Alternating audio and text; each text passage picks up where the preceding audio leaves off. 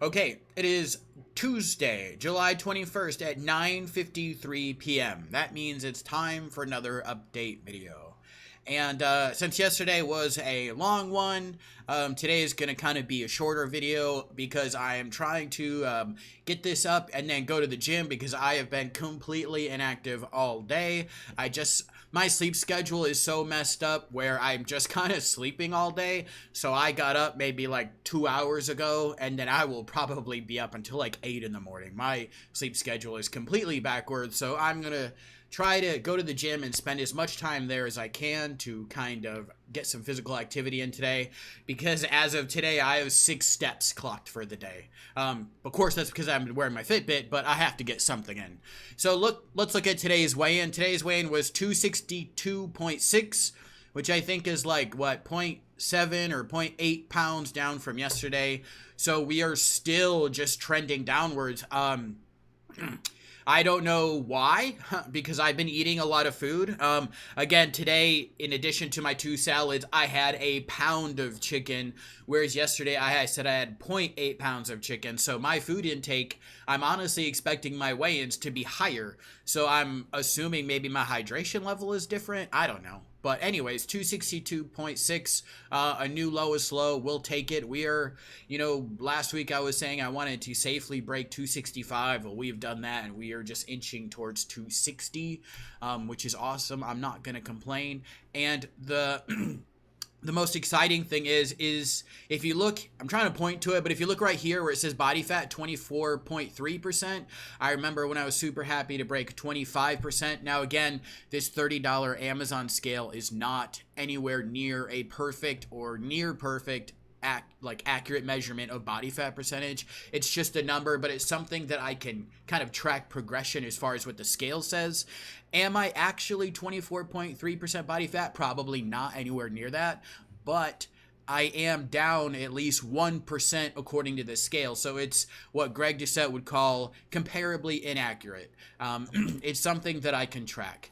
As well as, according to the scale, my BMI is 38.9. I think you break obesity BMI at 35 or 30. I can check. I have my phone actually charging. Let's see. According to the scale. See, I don't do editing here. This is all just...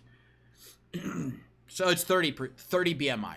Will I actually ever hit 30 BMI? I don't know, but I'm getting closer and closer because I was well above 40. I think I was like 41, 42, maybe even 43 at the start of all this. And we now broken 39. And again, BMI is just a math calculation as far as your height and weight goes. I think as I get closer to 220, maybe I will be... closer to 30 BMI. That would be awesome. But those are just little things to point out. Again, the biggest thing I'm tracking here is just strictly my weight, 262.6, new lowest low. That's awesome. I'm excited to see what tomorrow says, especially because I have been eating a lot of food. Within the last 48 hours, I've eaten 2 pounds of chicken. So I'm not... I don't know how much food is in my digestive tract right now, but I'm assuming that's what's happening is... I don't know. Whatever. We're not going to speculate. Yesterday's steps, like I said, yesterday was a highly inactive day, so I only clocked about 2,300 steps with about 2,600 calories out. And the nice thing about that is just a really small amount of steps, according to Fitbit, still puts me in about 1,000-calorie deficit if I'm eating between 1,600 and 1,700 calories a day. And 1,000-calorie deficit is still a really huge deficit. It's not anywhere near the 2,000 that I'm trying to get, but 1,000-calorie deficit is still enormous. Because typically when people are trying to lose weight, they try to do like a 500-calorie deficit. And minimum, I'm doubling that with just a bare amount of steps. Again, it's about 10 o'clock. I have about... just a handful of steps. That's the only downside with Fitbit is it's clocking steps as I'm moving my hand, and obviously I'm not moving.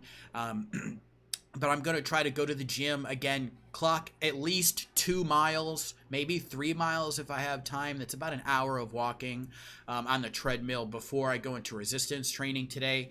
I will probably do full body again because I'm not really getting any delayed muscle soreness from any of the lifting, so I feel like I'm 100% going in. But even when I do full body, I don't do the same exercises I did last time. I will do different exercises, training the same muscle groups. One goal I actually really wanted to start working on was doing pull-ups. Um, I haven't, you know, it's kind of a silly goal, but I would like to be able to do 5 um, pull-ups without any not assisted pull-ups. So when you go to the pull-up bar and you can have the counterweight assist you with pull-ups, I'd like to be able to do at least a full set of pull-ups by the end of the year without any counterweights. And I kind of have a very loose plan on how I'm going to do that.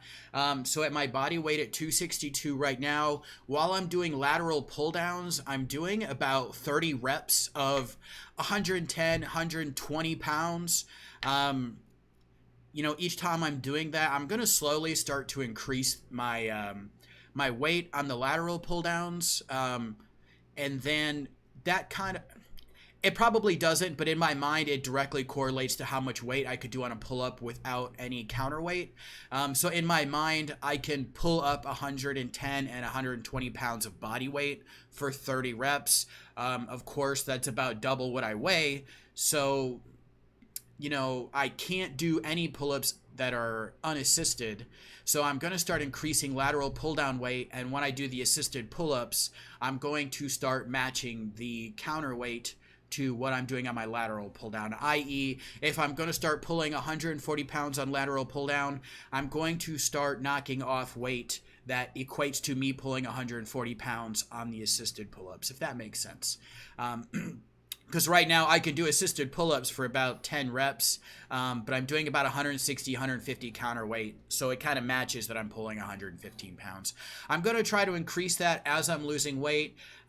If I can work my way up to pulling 200 pounds, as I get closer, I should be able to do at least a pull-up unassisted. So that's kind of the goal that I'm going to work at, as well as just doing my deficits. And it's just a really loose goal. It's not something I'm going to actively work really hard to do. I've got 6 months to be able to do it. I think I can do it. But again, the scale is more important. I want the scale to go down more than I want my ability to pull weight to go up.